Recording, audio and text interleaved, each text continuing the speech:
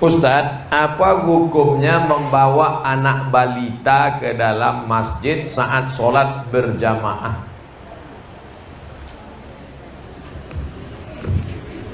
Ada sebagian pengurus masjid anti sama anak kecil. Kalau nengok anak kecil, pulang. Naik darah tinggi, kolesterol naik. Kalau di Masjid Al-Muhajirin masih ada anak-anak lari-lari, lompat-lompat, jerit-jerit, berarti 20 tahun lagi masih tetap ada sholat berjamaah. Takbir. Anak kecil dibagi 3, siji loro telu. Yang pertama namanya sobi, 4 tahun ke bawah. Yang kedua mumayyiz, kira-kira sudah bisa membedakan mana baik mana buruk. Mohon maaf anak ustadz, ini mumayyiz. Mumayyiz artinya kalau diginikan, diam ya nak, duduk ya nak, mumayyiz sudah bisa. Tapi kalau yang sobi tadi yang 4 tahun kita ginikan, diam ya nduk, kita pula diginikannya.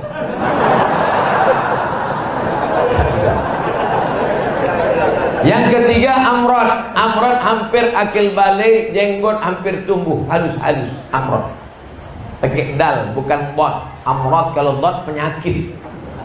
Sobi, mumayyiz, amrod. Yang dibawa sholat ke masjid mumayyiz. Adapun yang usia 3 tahun tak bisa dibawa. Karena waktu sebelum sholat bisa kita kasih tahu, "Dok, kene yo, nggih." Begitu kita takbir, Allahu Akbar, lari dia. Kebetulan bapak yang di situ ada bawa kacamata, diletakkannya di bawah. Setiap anak tuh lewat, bapak tuh, gitu. Akhirnya salam bapak tuh cuma sekali aja. Assalamualaikum warahmatullah. Anak sampean niki ya. Anak sampean iki, kata yang sebelah ngamuk, kata yang sebelah lagi, ojo dikeplai, pateni aja.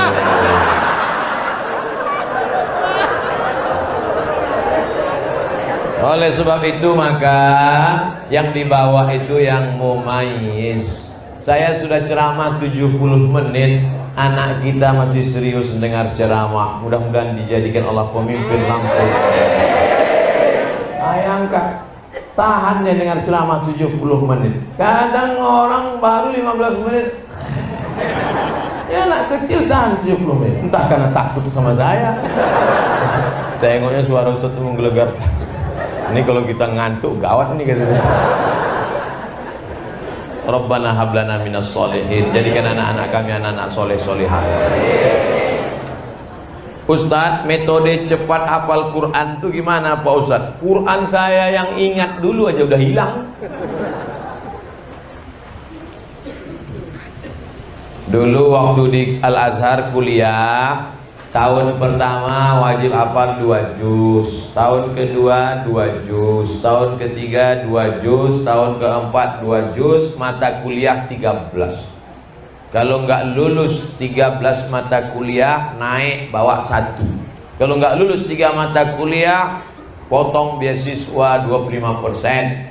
2 tahun nggak lulus, potong beasiswa 50%. 3 tahun nggak lulus, DO, drop out, diusir dari Al-Azhar, siap-siap buat rakit hanyut dari Sungai Nil ke Sungai Siak. Kejam Al-Azhar, tapi disiplin dia.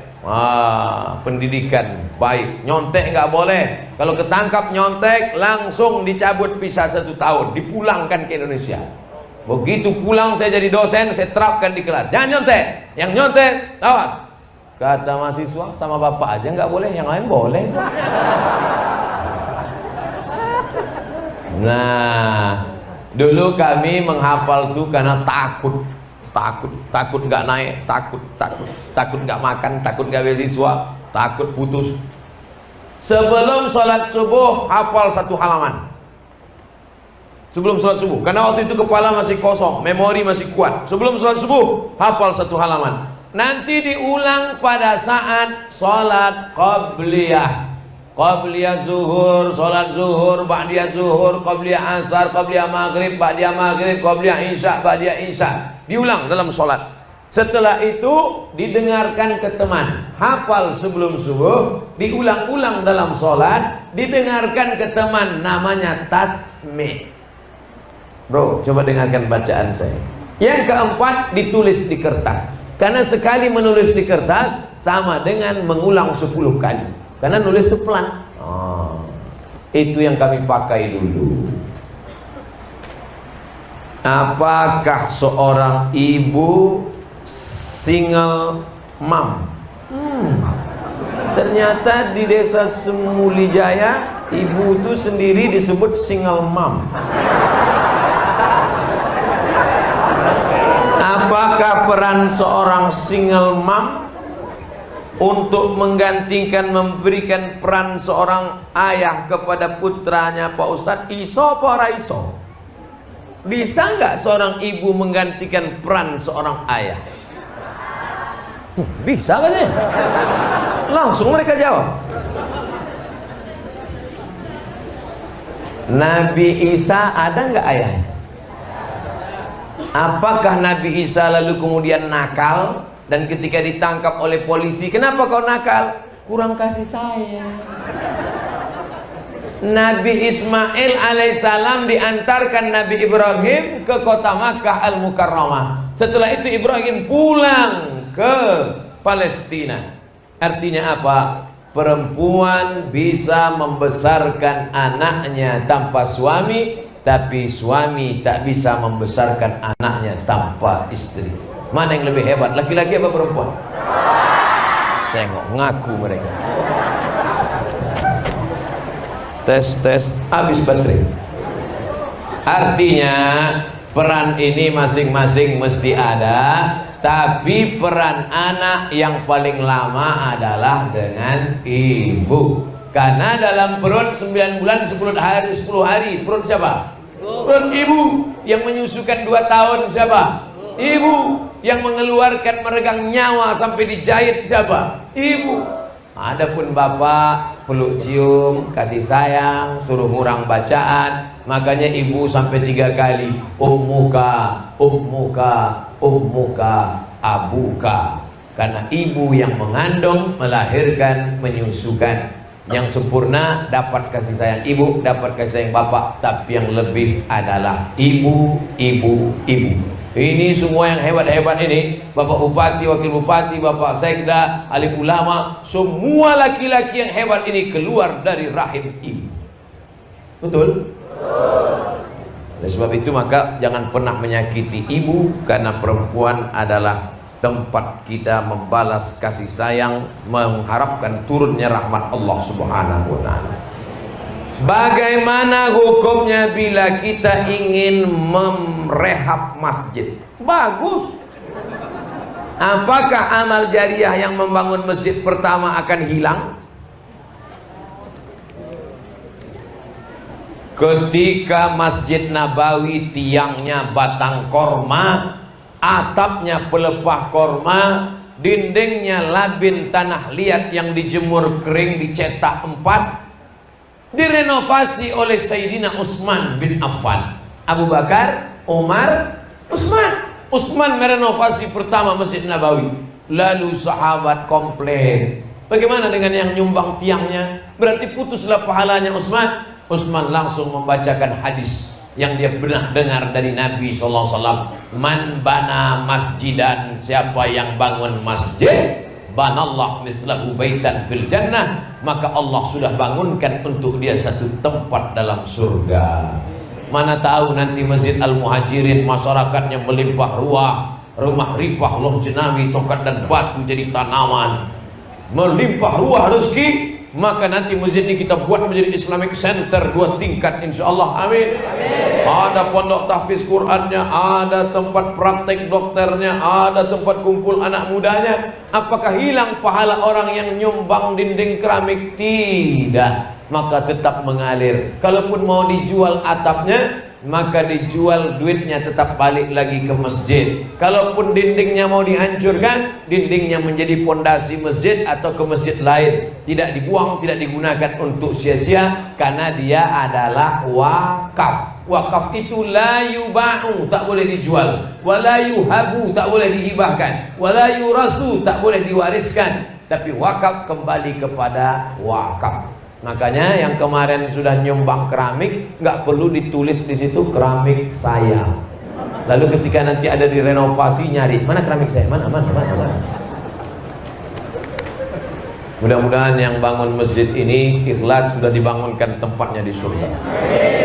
Oh, jadi Ustadz, kalau saya sedekah keramik di akhirat saya nanti dapat keramik. Ya, kalau saya kemarin buat atap di akhirat dapat atap. Ya. Tiba-tiba satu bapak nangis. Kamu kenapa nangis? Saya kemarin cuma ngasih WC, Pak Ustadz. Masa di akhirat cuma dapat WC? Mikirnya jangan logika dunia. A'dadtu li'ibadiyas salihin, aku siapkan untuk hambaku yang saleh, mala a'yunun ra'at, belum pernah dilihat mata, wala udhunun sami'at, belum pernah didengar telinga, wala khatara ala qalbi basar, belum pernah terlintas di hati manusia. Maka yang kemarin sedekah WC kamar mandi akan diberikan balasan tak pernah terlintas di hati manusia. Amin. Apakah sholat tahiyatul masjid itu termasuk sholat qobliyah? Oh, dia mau sekali dayung 2-3 pulau terlampau.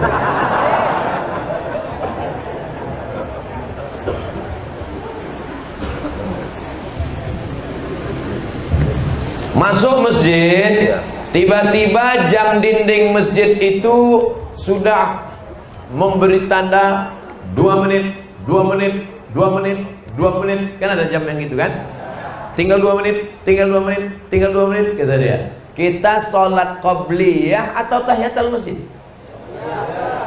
Tahiyatul masjid kalau dilaksanakan tidak dapat qobliyah. Tapi kalau dilaksanakan qobliyah, otomatis dapat tahiyatul masjid. Tapi jangan sering-sering. Jangan gara-gara ini lambat terus. Loh, selama ini ente cepat ke masjid, kok lambat? Kata Ustaz Somad, tunggu aja 2 menit mau koma. Mana tahu. Begitu sudah selesai qobliyah, masih tetap 2 menit, 2 menit. Rupanya jamnya rusak.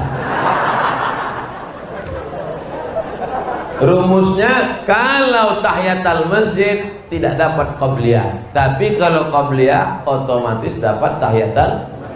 Saya nggak ngerti Pak Ustaz. Dalil pengambilan di mana? Idza dakhala ahadukumul masjidah, kalau kamu masuk masjid fala yajlis, jangan duduk, hatta yusolli rak'ataini, salat sunat 2 rakaat. Maka dia waktu masuk itu qobliyah otomatis dapat, karena sebelum duduk dia sudah laksanakan 2 rakaat.